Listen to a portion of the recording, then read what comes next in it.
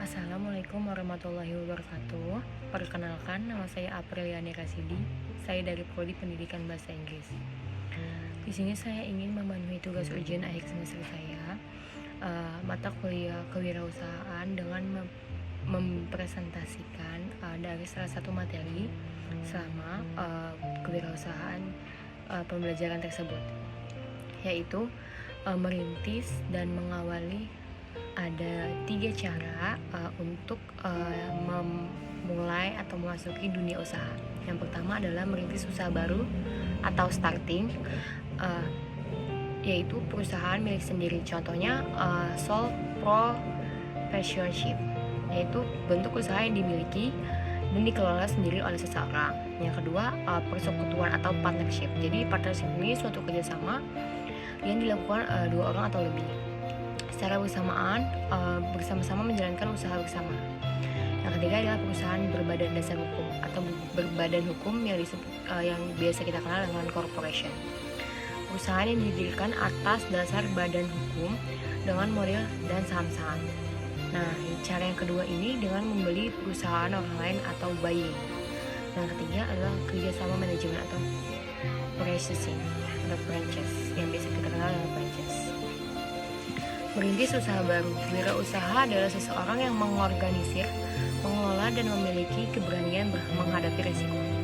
Sebagai pengelola dan pemilik usaha, business owner manager atau pelaksana hukum, merintis usaha baru. Wirausaha adalah seseorang yang mengorganisir, mengelola, dan memiliki keberanian menghadapi risiko.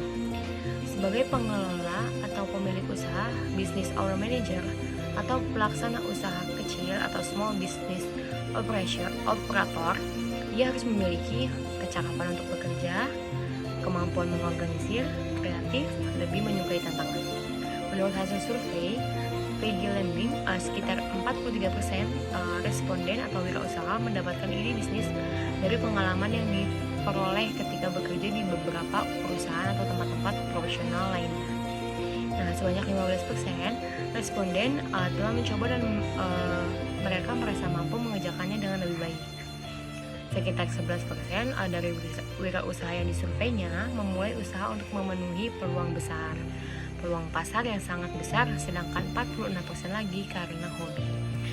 Jadi, menurut Lambing ada 2 pendekatan utama yang dilakukan oleh wirausaha untuk mencari peluang dengan mendirikan usaha baru.